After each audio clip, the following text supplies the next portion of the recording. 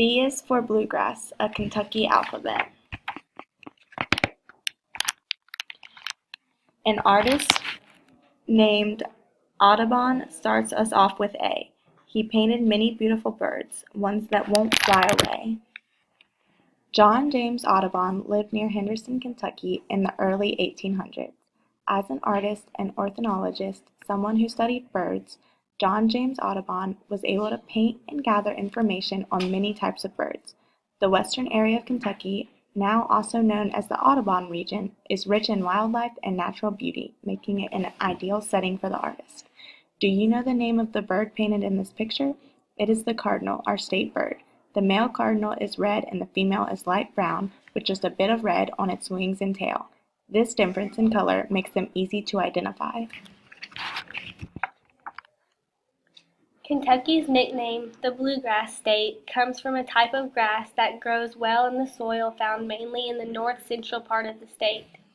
During the spring, large fields of the budding grass may appear blue because the blossoms are a bluish purple.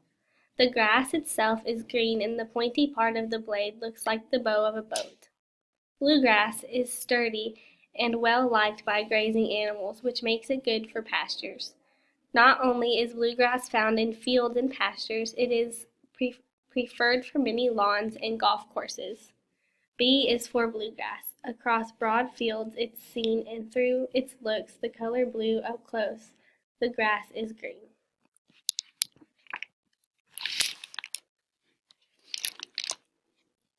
Colonel begins with the letter C, though it sounds more like a K. If you're honored with this title, it will make your day. A Kentucky colonel is the highest honor given to a person by the governor of the Commonwealth of Kentucky. The colonels are goodwill ambassadors for the state and have been recognized with this title for their outstanding community service. World leaders such as President Lyndon Johnson and Prime Minister Winston Churchill, as well as citizens throughout the state and beyond, have been given this distinguished title. Astronaut John Glenn was named a Kentucky colonel during his mission as the first man to orbit the Earth. Can you think of any other Kentucky colonels? Daniel Boone was a brave frontiersman who loved to explore.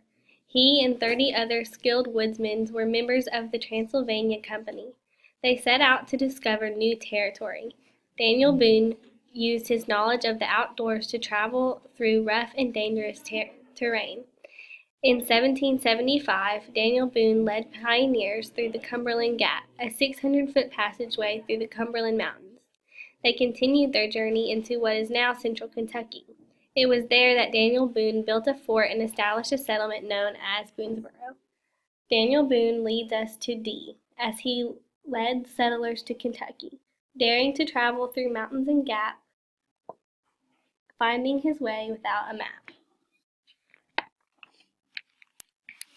E is for equestrian, a fancy word indeed, for someone who loves horses to ride and groom and feed. Equestrian comes from the Latin root words equus, which means horse, and eques, which means horseman. Equestrians and horses are an important part of Kentucky's heritage. Horse farms with their walls of stone or wooden rails become a familiar part of the Kentucky landscape soon after the earliest settlers arrived. Lexington and the surrounding region have earned a special place in the hearts of equestrians as the horse capital of the world. Many equestrians show their horses and compete in a variety of events such as jumping or dressage, an event that requires the rider to direct the horse in precise movements. Another type of competition is cross-country riding. This equestrian event involves riding the horse for several miles through a rugged course that may have natural obstacles such as streams, hedges, and trees. F is for Frankfort, our beautiful capital city. It is also for the floral clock. That tells time and it is so pretty.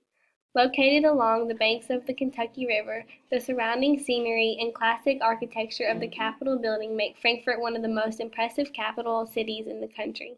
The Capitol building's focal point is the Rotunda with its 212-foot-high dome.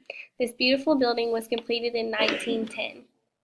Statues of famous Kentuckians such as Henry Clay, known as the Great Compromiser, and Alben Barkley, Vice President under President Truman, can be found in the Capitol building.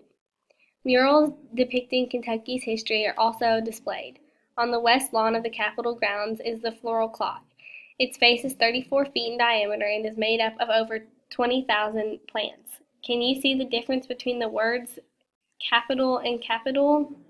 Capitol refers to the city and Capitol refers to the building. Think A for map and O for dome.